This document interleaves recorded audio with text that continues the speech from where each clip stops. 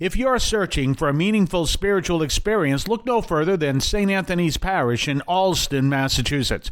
Join us at 43 Holton Street in between Soldiers Field Road and the Mass Pike. Immerse yourself in the complete St. Anthony's Parish encounter through our 10 o'clock a.m. chanted Mass. Whether you're a Catholic seeking a parish to call home or someone looking for spiritual guidance, our welcoming community is here for you. Visit our website at www.stanthonyalston.org for more information. St. Anthony's Parish, where faith finds a home. Welcome to the voice of St. Anthony Parish from Allston, Massachusetts, right here on WROL, 950 AM, 100.3 FM. And you can also hear us at CatholicAudiomedia.com.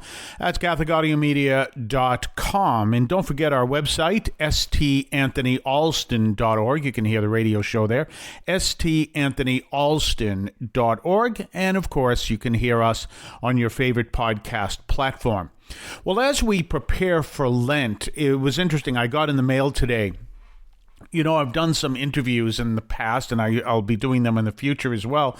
But among the people I have interviewed are authors from Ave Maria Press. So interesting enough, I had talked about that early in the week, getting some good reading.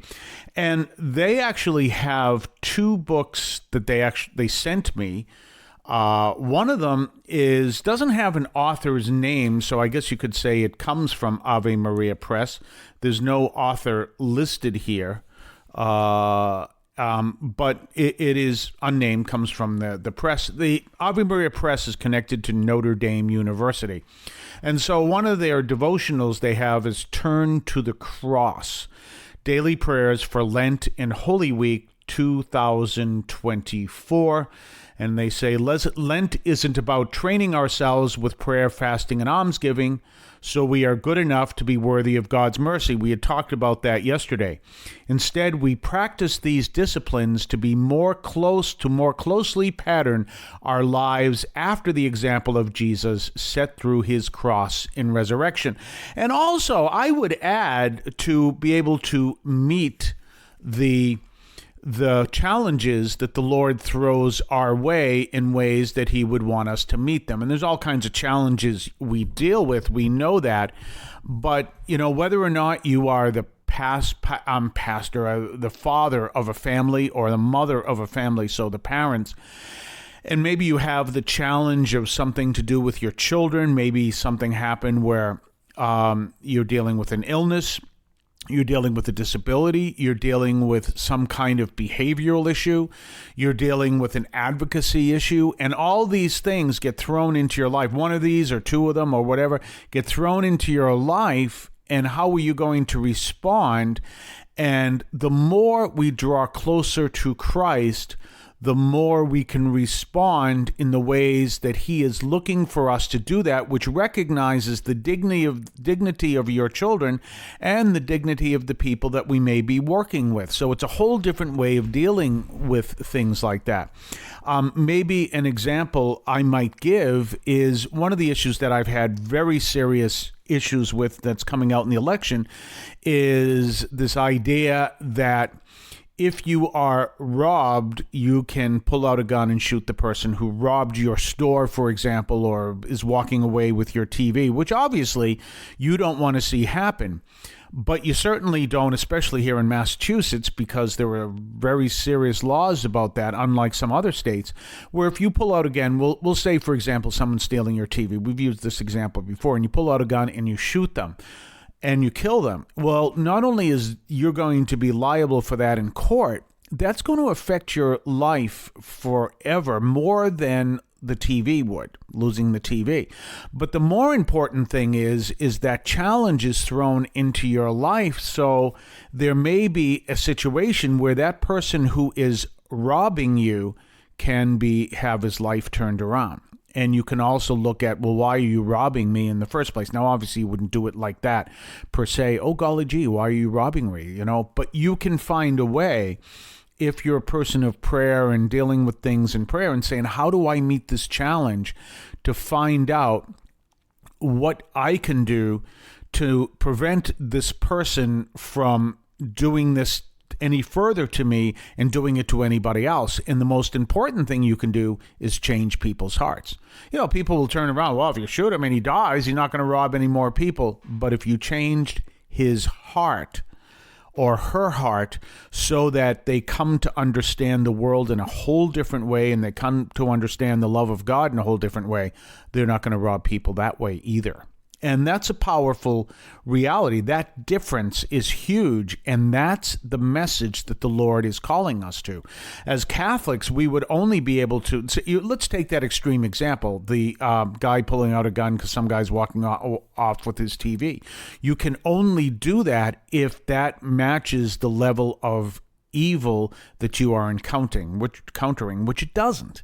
It doesn't reach that level. So you see what I'm saying is kind of looking at that whole thing and saying, have the Lord lead us closer to him so we see a whole new way of dealing with the challenges in our life, even some of these most drastic ones, for example, what I just told you. So these are pretty important things to look at.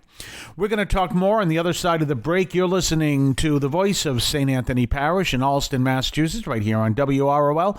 950 AM, 100.3 FM. And you can also hear us at CatholicAudiomedia.com and your favorite podcast platform, and at our parish website, STAnthonyAlston.org. Hey, we're going to have a great celebration next week. It's called the Animae Magna. That's what we're calling it. It's not an official celebration. It's our celebration, celebrating big souls in preparation for Super Bowl Sunday, and what follows is Lent.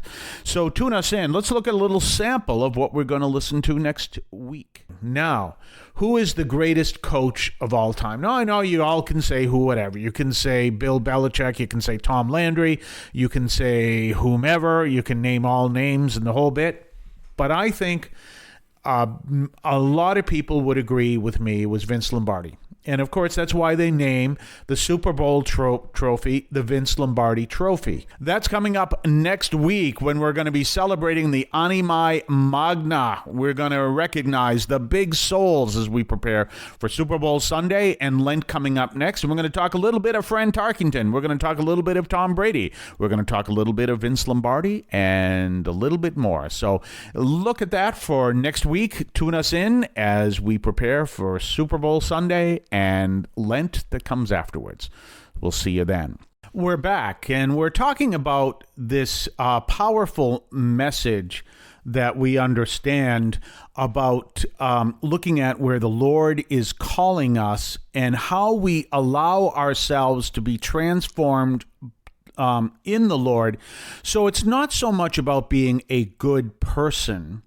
It's not about that at all. It's about being someone who meets the challenges of life in the grace of the Lord, how the Lord would call us to meet the challenges of life. So that's a whole different ballgame. Because the term good, which Jesus himself rejected, remember, in Matthew 19, when someone said to him, a good teacher, and he said, why do you call me good? Why do you ask me about what is good? There is only one who is good.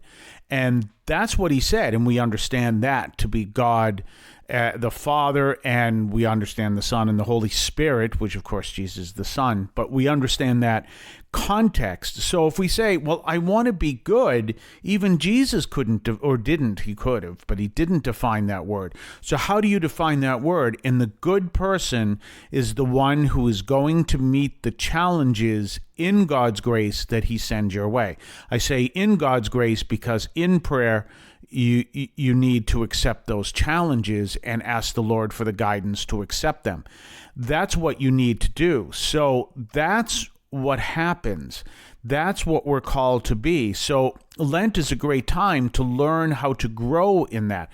And I've said 1,000 times, I've mentioned this, probably the most powerful teaching I ever heard on that was from Merlin Carruthers, who said, praise God for all things. To learn to be thankful for all things. And that's important, to learn to pray to the Lord. A long time ago, I've told you the story, I think, maybe not. I had a car stolen. Well, I know I've told you the whole story, but I'm going to tell you this part of the story.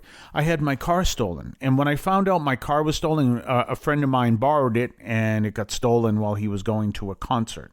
So the car was stolen. And when I found that out, what's the first thing I did? I went right to the chapel, and because I was in the seminary at the time, and I asked the Lord, to help me with this and, this challenge that had been put into my life. I thanked him for this challenge and helped me with his grace to get me through this. And I've told you before what happened. I ended up having to buy another car in the meantime for $900. I think it was maybe a little less than that. It was my favorite car to this day. Datsun B210, one of the things I've said is that if you are a baby boomer and haven't driven a Datsun B210 or a Volkswagen Bug, you have to turn in your baby boomer card. And I drove a Datsun B210, and it's a joke, obviously. But I love that car. But anyway, the other car was found, and it got returned to me, I think, on the 89th day, because it's 90 days that they count. And so that was returned to me. So now I'm a seminarian without two sticks to rub together, and I have two cars. So what I ended up doing is, turns out there was a seminarian from Africa who needed a car to get to his field ed. And someone says, if you know anyone who could help him out, I'm like, I have two cars. I have an extra car. And I loved the Datsun B210, which was, anyone else would say, what? And it was this Toyota I had for school that got stolen.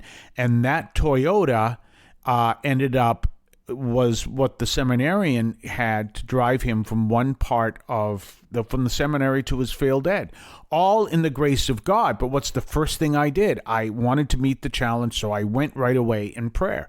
And that's what the Lord is going to teach us, and that's what Lent is going to help us to learn, we hope. We'll talk more tomorrow. We'll see you then. In almost 24 hours, I want to call your attention to Catholic TV, which offers great faith-filled, family-friendly programming 24 hours a day. You can find your cable channel at www.getcatholictv.com, and you can watch online on the free apps or check out the YouTube channel. Daily Mass, Rosaries, the Divine Mercy Chaplet, and the Our Lady of Perpetual Help Novena are all available online and on demand. Check out CatholicTV.com. If you're searching for a meaningful spiritual experience, look no further than St. Anthony's Parish in Allston, Massachusetts. Join us at 43 Holton Street in between Soldiers Field Road and the Mass Pike. Immerse yourself in the complete St. Anthony's Parish encounter through our 10 o'clock a.m. chanted Mass. Whether you're a Catholic seeking a parish to call home or someone looking for spiritual guidance, our welcoming community is here for you.